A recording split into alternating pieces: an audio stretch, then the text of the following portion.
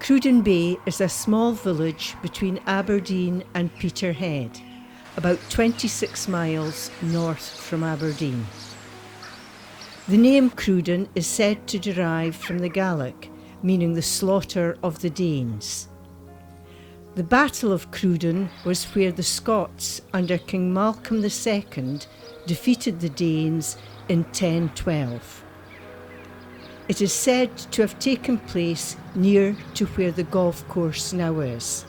In fact, this golf course was designed by old Tom Morris of St Andrews and was opened in 1899.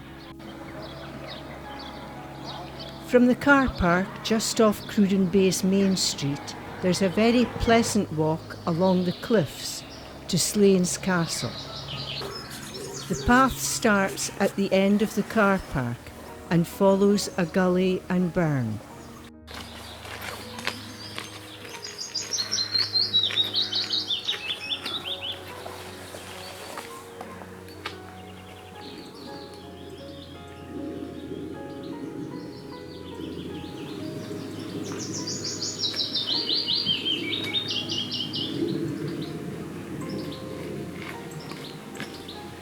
This sheltered path is full of wildlife, birdsong and wildflowers.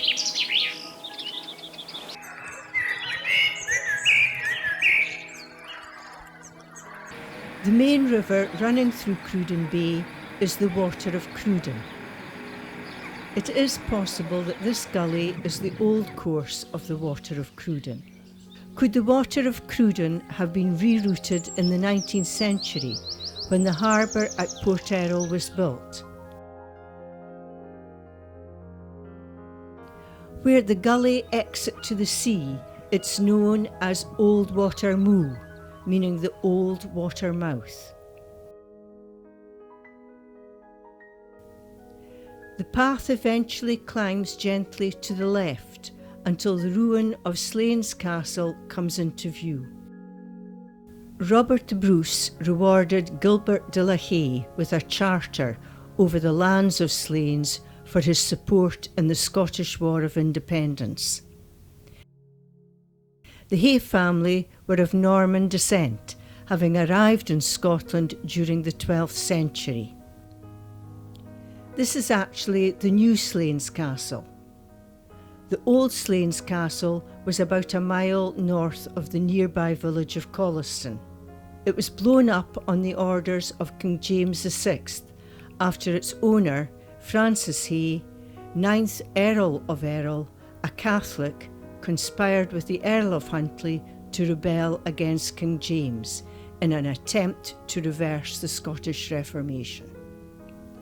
The rebellion was unsuccessful and brief. Retribution was swift with the destruction of the original Slains Castle.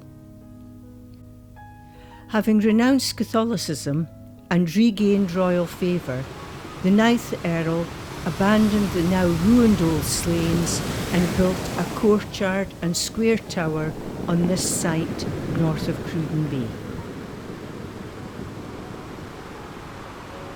Over the next 2 centuries, further additions were made, including a new front entrance.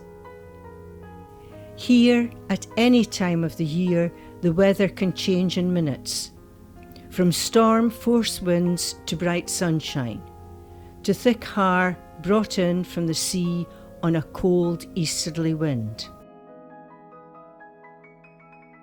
In 1830, John Smith, a renowned Aberdeen architect of the time, was commissioned to remodel the castle. It was virtually rebuilt in the Scots baronial style. In a misty, cold day like this, the ruin can be a very foreboding and intimidating place. A regular visitor to Cruden Bay, staying at the Kilmarnock Arms in the village, was the author Bram Stoker.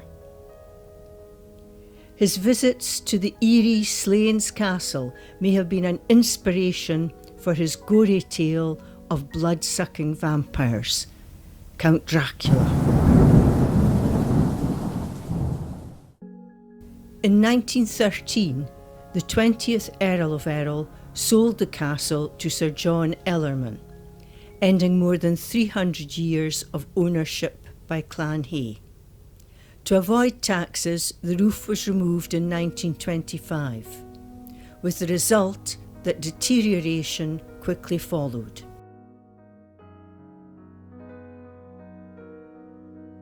Leaving the Slains Castle ruin behind, the coastal path heads north, clinging closely to the cliff edge in places.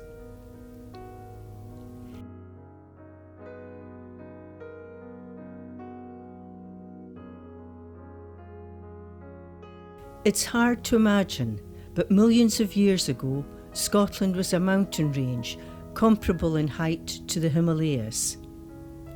This has been eroded over time to such an extent that what we see around us now are merely the roots of these giant mountains. These spectacular cliffs too have been carved over thousands of years by violent North Sea storms.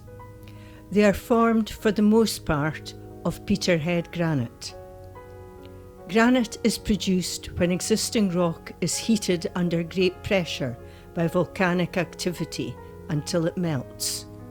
On cooling, granite is formed, a particularly hard-wearing rock that can be polished. Peterhead granite has been much sought after for iconic building projects due to its distinctive pink colour. These include famous London buildings such as Australia House, Southwark Bridge, the Stock Exchange and the Foreign Office, to mention a few.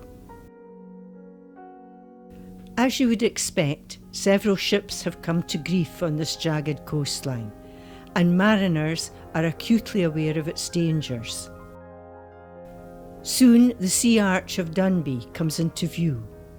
In spring, Dunby is covered with nesting seabirds. It's not far now until we see the small hamlet of Bullers of Buchan, a former fishing village which launched its boats from a little slipway in the bay below.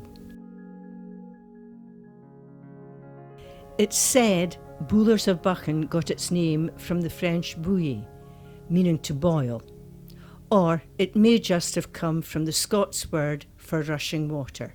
Both derivations seem apt in a winter storm. If you are lucky, you may see a kestrel hunting as you walk along the coastal path.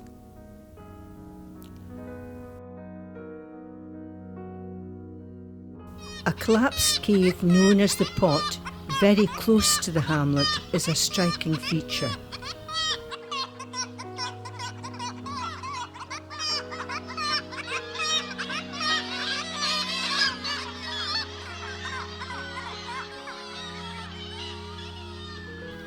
A view of the cliffs from the sea provides a dramatic backdrop to this amazing place.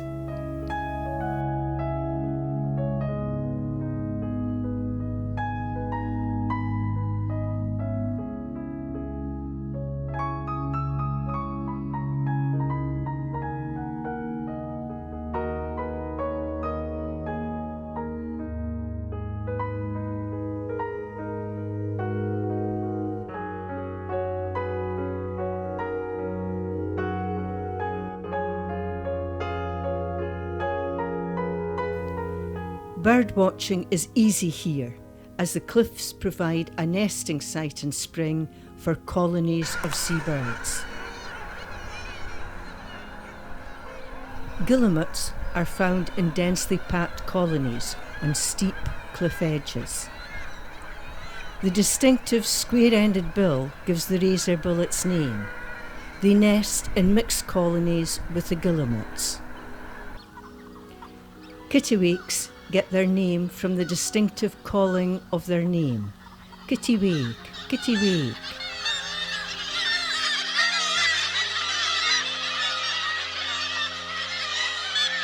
Fulmars usually nest higher up the cliffs than the guillemots and razorbills. Herring gull chicks have hatched earlier than the kittiwakes. They're beautifully camouflaged against the rocks and can be difficult to see until they move.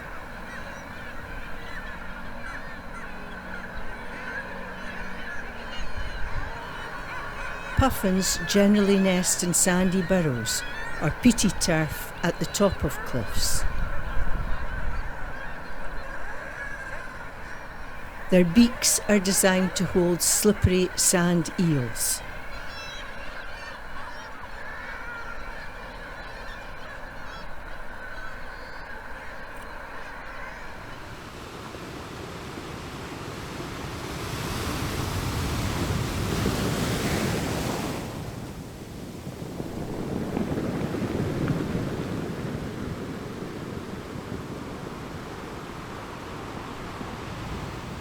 Unfortunately, as the shoals of sand eels have declined, so has the puffin population. But the cliffs of the Bullers of Buchan remain one of the places where they can be seen.